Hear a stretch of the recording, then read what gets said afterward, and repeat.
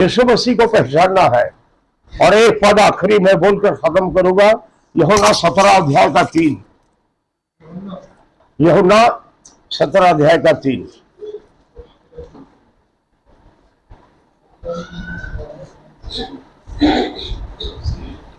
And this is the life eternal, और अनंत जीवन यह है, और अनंत जीवन यह है कि वे तुझ एकमात्र सच्चे परमेश्वर को, ये एकमात्र शब्द गलत है, तुझ अद्वैत परमेश्वर को और यीशु मसीह अब यीशु मसीह को, जिसे तूने भेजा है, जाने।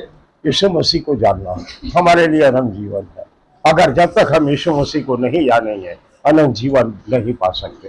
यीशु मसीह आएगा, वो बादलों का चिन्ह बना करके लोग आरती उतारते हैं, वो फॉल्स है, ये एक मूर्ति पूजा है। क्योंकि बाइबल मूसा के द्वारा जो 10 आज्ञा दी गई है उसमें लिखा हुआ तो किसी चीज के ना मूर्त बनाना ना सूरत बनाना।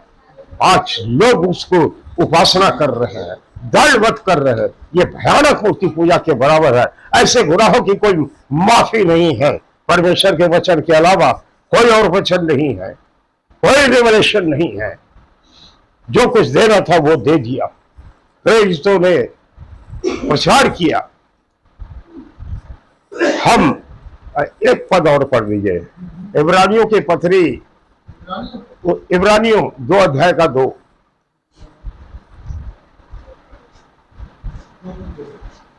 हिब्रू, हाँ, इसमें ये लिखा है, क्योंकि हाँ, जो वचन स्वर्गदूतों के द्वारा कहा गया था, जो वचन स्वर्गदूतों के द्वारा कहा गया था, जब वह स्थिर रहा, हाँ, और हर एक अपराध और आज्ञा न मानने का ठीक ठीक बदला मिला, उनको सजा मिला है आज्ञा न मानने का।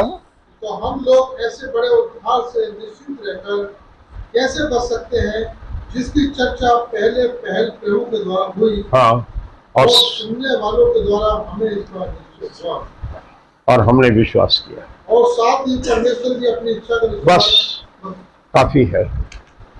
अगर हम प्रभु यीशु के पहचान में विलंब करेंगे, उस गॉस्पेल की अवहेलना करेंगे, उसको उसका महत्व नहीं देंगे, उसको महत्व नहीं देंगे, तो हम दंडित हो जाएंगे।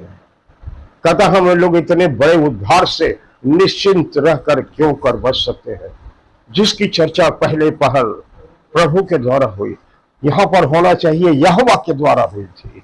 अब्राहम को, पौलुस कहता अब्राहम को, गलातियों 13 अध्याय में, अब्राहम को यही सुसमाचार सुनाया गया। अभी बहुत सी चीजें हैं इसमें कहना, लेकिन मैं सोचता हूं टाइम काफी हो गया है, बंद कर दें। आपको भूख तो नहीं लगी? हमें बहुत जोर लगी। मेरे अजीजों, मेरा कहने का मतलब है, आज शाम के वक्त खासकर आज पूरी पृथ्वी के ऊपर में झूठी शिक्षाओं का भरमार है। दुनिया भर के नबी और प्रेरित रोज पैदा हो रहे हैं। अब हमें ना नबी की जरूरत है, ना प्रेरित की जरूरत है। हमारा नबी यहाँ पर है, हमारा प्रेरित यहाँ पर है, और घटना स्थल पर काम को अंजाम देने वाला लिखा है, वो उनमें होकर। आपने पढ़ा है कि नहीं? मरकुस 16 का 16 हमने पढ़ाया है?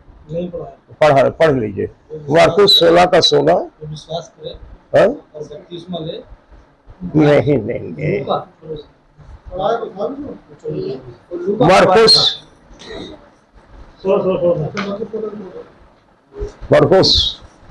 16 का लास्ट वर्ष।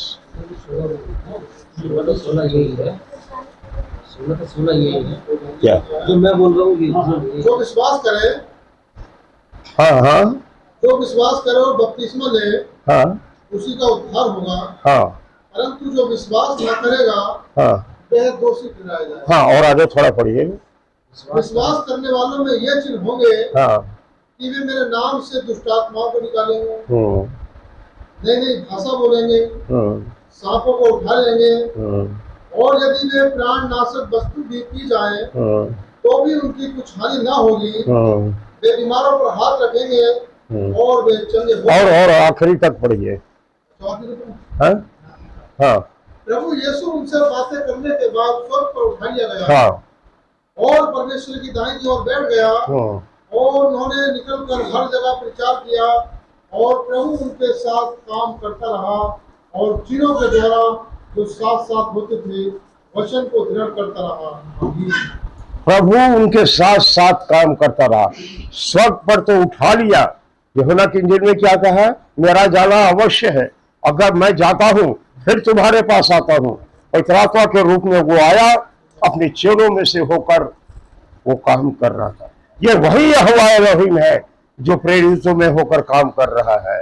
और आज भी जो प्रेरितों की शिक्षा को मानता है, परमेश्वर उसमें होकर गॉस्पल का प्रचार करता है।